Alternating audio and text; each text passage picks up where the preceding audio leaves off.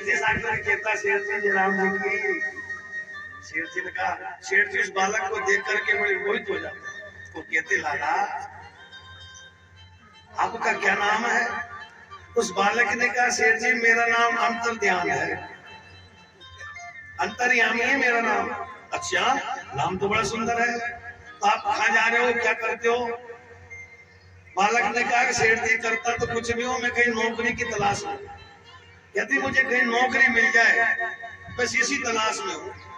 कि क्या काम करते हो आप? कि जो आप कहोगे वही कर लूंगा। अच्छा शेर जी ने कहा काम बोल रहे, तो भैया तुम मेरे यहाँ नौकरी कर सकते हो? क्या कर सकता हूँ। कि आपकी वेतन बताओ क्या लोगे आप? बालक ने कहा शेर जी लेना देना कुछ भी नहीं है, मेरी एक शर्त है, मैं स्वयं तो भोजन बना के सबको संतों को खिलाऊंगा, लेकिन मुझे भोजन बना के आपको खिलाना पड़ेगा। और किसी ने मुझे टोक दिया है, किसी ने पीछे से मेरे बारे में कहती है कि वो इतना खाता है, उसी क्षण भाग जाओ। यही शर्त है मेरी, और कोई वेतन तनख्वाह नहीं है। मेरी तनख्वाह है मैं सबको खिलाऊंगा और आप लोग मुझे बना के खिलाओगे। सेठ तो सेठानी का बना हुआ भोजन में करूंगा। सेठ जी ने कहा ये तो ठीक है। सेठ जी घर पे ले आए, सेठानी से कहा दे सेठानी सारे संतों का ब्राह्मणों का भोजन रोज ये बनाएगा, लेकिन हमारे बनाए हुआ ये खाएगा, इसका स्वयं का बना ये नहीं खाएगा। सेठानी ने सोची छोटा सा बालक है कितना खाएगा, एक दो रोटी खाएगा। सेठानी आई बोल देती हाँ ठीक है। उन्हें पहले कह दिया देखो अगर किसी ने टोक दिया है, मेरी चर्चा भी कर दी पीछे से भी, तो मैं उसी चला चला। सेठानी ने की कोई बात नहीं, छोटा सा बालक है कितना भोजन करेगा, आप चाहे बोलो जी मंजूर है। सब शर्त मंजूर हो जाती है। अब तो बेटा सेवा करते हैं, वो बालक खूब सेवा करता, खूब संतों की सेवा करता, खूब भोजन कराता। सेठ जी को बड़ा आनंद आया, ये बालक तो पता ही नहीं चलने देता, जो सेवा मैं नहीं कर पा रहा उससे अच्छी सेवा कर रहा है, जो भी संत आता सब संतुष्ट होकर जाता है। अब एक दिन सेठानी जी बाहर मोहल्ले में गई, तो मोहल्ले की महिलाओं ने पूछा, स्त्रियों ने, सेठानी जी राम राम राम राम। और जी आपके यहाँ पे वो सेवक है ना नौकर, बड़ा अच्छा नौकर है, बड़े फुर्ती से काम करता है और बड़े संतुष्टि से काम करता है, सब संत लोग बढ़िया उसको आशीर्वाद देके जाते हैं।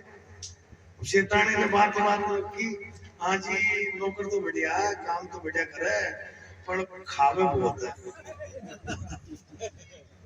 और उसके लिए मुझे बनाना पड़ता है, और मैं तो वैसे ही वो खाता बहुत है, इसलिए मैं और तो कहीं नहीं, और तो सामान है लेकिन खाता बहुत है। अब जैसे ही सेठानी तो मोहल्ले में बात कर रही है और वो अंतर्यामी अंतर्ध्यान हो जाता है।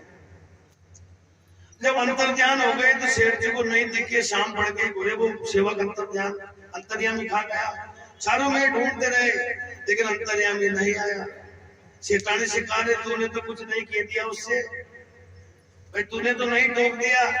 सेठानी ने की जी मैंने तो कुछ नहीं कहा, लेकिन वो पड़ोस में काकी जी पूछ रही जो मैंने ये जरूर कहती कि खावे बहुत साफ, अरे तूने सबका नाश कर।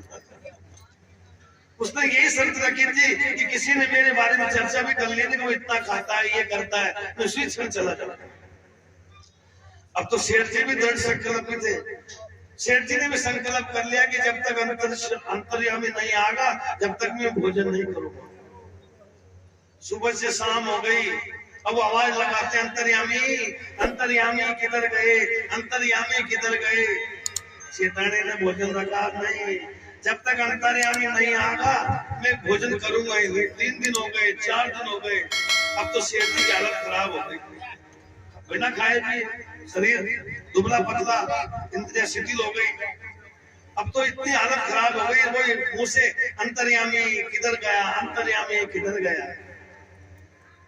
जब ऐसी व्यवस्था वृद्ध अवस्था में हो गए तो सेठ जी बुरी हालत हो जाती है, तो मेरे कन्हैया बालक रूप में आकर के प्रकट हो जाते हैं। सेठ जी राम राम।